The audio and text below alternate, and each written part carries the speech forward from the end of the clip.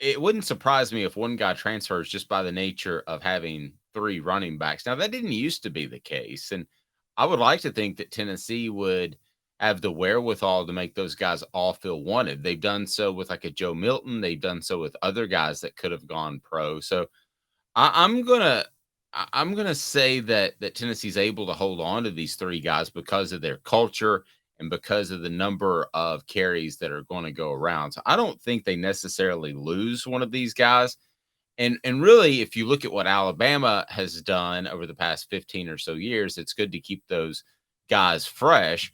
And on the flip side, I think that there's a culture here that'll want to make Tennessee players stay as opposed to jumping in that transfer portal and taking a chance. I mean, has anybody significant jumped in the transfer portal for Tennessee so far in this past round that they would like to have back? I don't know if they'll necessarily lose a Jaylen Wright, but I see your point. Yeah, well, Justin Williams-Thomas did hit the portal, but that had more to do with just him being the odd man out. I would say that Tyon Evans did the year before, if we're sticking with running backs, and I thought Tyon Evans was better than Jabari Small as the 20 to 25 carry per game back. The thing with Small, and the thing that's going to be tricky is, you're right, there's really no reason probably for – I think Heupel likes to run a three-back set. He wants a power back, a 20, 25 carry per game back, and an all-purpose back. And he's got his 20, 25 carry per game in Jabari Small. He's got his power back now in Khalifa Keith. And he's got two options for all-purpose back. You don't necessarily know who. The one big question of running back is who can back up Jabari Small if he goes down and be the 20 to 25 carry per game guy. Don't you think that's Jaylen Wright? I don't think Jaylen Wright can do it. I don't think Jaylen Wright can do it. Well, I think if it was a combination between the two, I think you're on the verge of having, and I'm going to flip flop this a little bit based off who I'm talking to. I think you're going to have a version of some of the great Tennessee tailbacks of the past, whether you want to go Cobb, Hayden Webb, or you want to go a group like Henry, Stevens, Jamal Lewis. I'm not saying they're quite that good. Let me finish. I'm not saying they're quite that good. But if Dylan Sampson is half as good as everybody's telling me he's going to be good, he's going to be your alpha dog.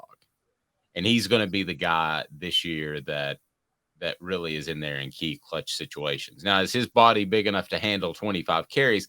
No, but I don't think a lot of running backs are nowadays. That's kind of an antiquated notion of giving one guy the rock until he warms up. I think you're going to see that type of group. And when I look at some of the list around the SEC, I mean, who right now has the best running backs in the SEC? If I were to turn to a ranking by, let me pull that up right now. Mike Farrell, who we have had on this program before. If you pull up a ranking, who do you think ranks higher on his list? Is it Jabari Small or is it Jaylen Wright? On whose list? I'm sorry, I didn't hear that. Mike Farrell. Mike Farrell. Longtime recruiting reporter, worked with Rivals for a number of years. Got him on the program. I would probably have – I would think he probably has Jabari Small higher on the list, but I don't know. He does not. He has Jaylen Wright at number 5 overall. So here's a look at the top tailbacks in the SEC according to Mike Farrell. Quinshon Judkins at Ole Miss. He had a 1,500-yard season last year. Certainly he's going to be in there. Raheem Sanders at Arkansas. Seems like you're always going to have an Arkansas back in there as long as they're running the football as they like to do in Fayetteville. Jarquez Hunter of Auburn. Man, I don't know how good they're going to be there. Hunter was always fresh with Bigsby there.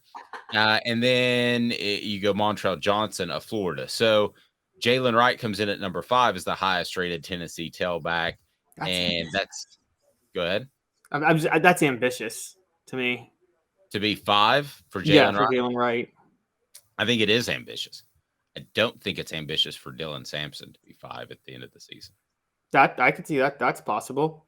Here's a sidebar question. I didn't think you would like that one either. That surprises me a little bit. Yeah, I don't like Jaylen Wright at number 5. I do like the idea of Dylan Sampson at 5. I think I'm with everybody. Dylan Sampson is dynamic. We saw just enough of him last year, and we knew that the only issue of him was pass protection.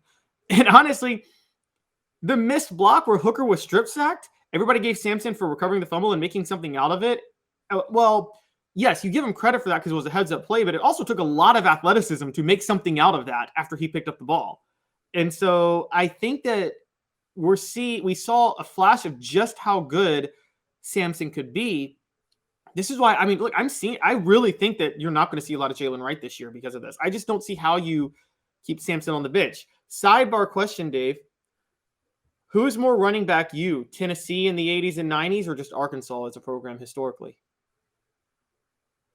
I would probably say, I mean, so I get 100 years of Arkansas and I get 20 years of Tennessee.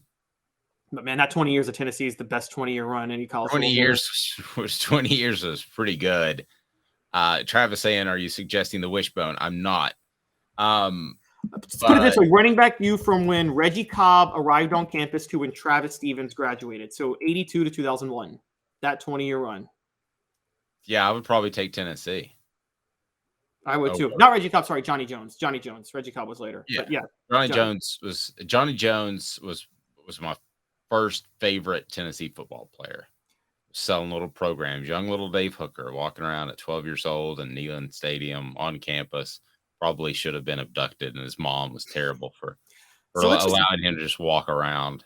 Let's go down the list because you had Johnny Jones, Reggie Cobb, Chuck Webb, Tony Thompson, Aaron Hayden, James Stewart, Mose Phillips, Charlie Garner, Jay Graham, Jamal Lewis, Travis Henry, Travis Stevens.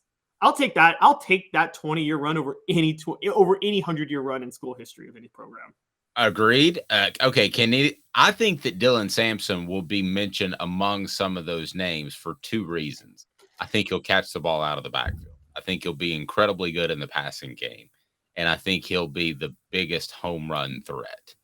So let's say he would be the Travis Stevens in that Stevens, Henry, Jamal Lewis group if everybody stayed healthy, which they didn't, and we know that. But Travis Stevens was just kind of waiting there to be your home run threat. I think you'll have an opportunity to use Dylan Sampson.